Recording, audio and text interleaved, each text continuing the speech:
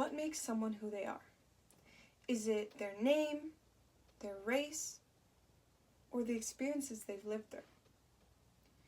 Today, I'm going to make a case for The Vanishing Half by Britt Bennett to replace To Kill a Mockingbird in the grade 12 English curriculum. The Vanishing Half presents an authentic exploration of race and belonging from a Black perspective, while offering thematic depth and structural complexity needed to challenge and engage senior students. Britt Bennett is an acclaimed Black author whose debut novel became a New York Times bestseller. The Vanishing Half, her second novel, was also an instant bestseller and received widespread praise.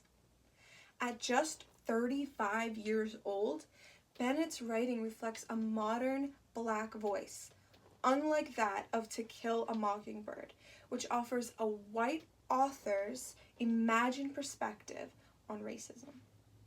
The novel follows the lives of the Vigness twins, Desiree and Stella, who grew up in a small, light-skinned Black community in Louisiana.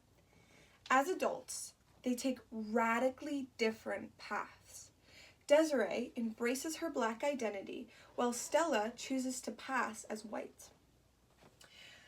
Spanning the 1950s to the 1990s, the novel explores themes of family estrangement, racial identity, colorism, and generational trauma through the lives of the twins and their daughters. The key themes within this book of generational trauma, the complexities of racial identity, classism, and family loyalty versus self-preservation make the book extremely complex. Unlike To Kill a Mockingbird, which frames racism in a binary Black and white, The Vanishing Half dives into the struggles of multiracial identity and internalized racism. This premise allows the book to dig deep, questioning what truly makes up one's identity, their choices, or the society that shapes their choices. Through this, The Vanishing Half critiques systems like colorism and class inequality, especially through Stella's character and her decision to pass as white. Stella's decision to pass as white has serious ramifications for both her and her family. She lives in fear of being exposed, and her daughter is raised with no knowledge of her heritage. As Bennett writes, she hadn't even realized she'd crossed. It was simple, really. She looked white. This invites an important discussion on racial passing, internalized racism within the Black community, and loss of culture, encouraging students to ask themselves, what defines us more, our identity or the society that forces us to choose one? The novel also includes trans representation through Reese, Jude's boyfriend, a trans man. His storyline adds depth to the novel's broader exploration of identity and exclusion, making the book relevant to students from many marginalized communities. Bennett presents the novel using a non-linear narrative, following the perspectives of 4 women from different generations. Through the use of dual timelines, flashbacks, and fragmented chronology, this structure challenges students to engage with the writing in order to grasp the full story. Not all aspects of the story are outright. Many require reading between the lines, making the book essential for grade 12 students as it builds critical thinking and inference skills.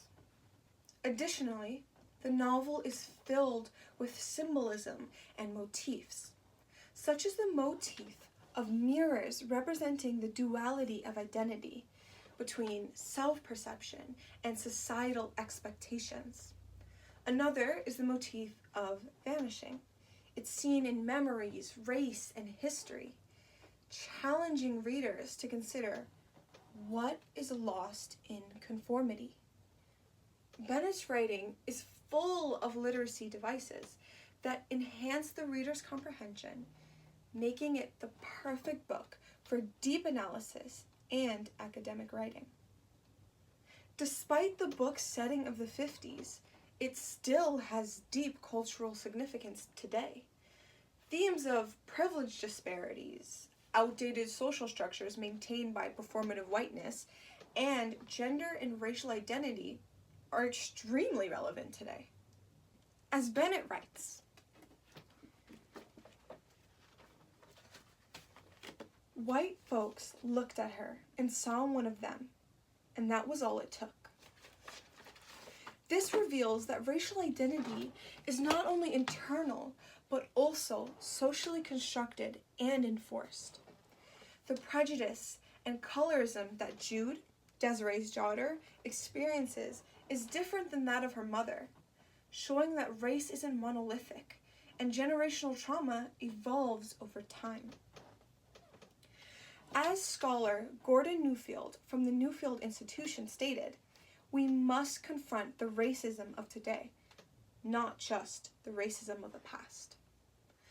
This is why a contemporary novel like The Vanishing Half is far more beneficial to students than an outdated piece like To Kill a Mockingbird. Now, To Kill a Mockingbird does have significant historical weight due to its portrayal of racial injustice and prejudice during the Jim Crow South in the 1930s. It provides insight into the segregation and inequality common to that time. The novel was published in 1960, with the American Civil Rights Movement creating greater relevance for the book. However, it does have serious limitations. The story is told from a white perspective, and rather than another white perspective on Black suffering, we need more authentic Black voices. The story also follows the hero narrative, centering Atticus Finch as a white savior. And though the book carries great significance, it no longer reflects Canada's racial dynamics, making it harder for students to connect the text to modern issues. By contrast, The Vanishing Half empowers racialized voices, presents moral complexity without easy answers, and allows Black characters to lead their own narratives. This novel does more than just teach about racism. It teaches students to think deeply about identity, history, and how systems shape lives, making it vital to students. The novel's large representation for marginalized groups also allows students to feel seen and connected to the literature. What happens when racialized students see themselves portrayed in an authentic light? And what happens when all students think critically about identity and the injustices in today's world? In order to raise students who think critically and don't simply consume writing, we need books like The Vanishing Half in our classrooms.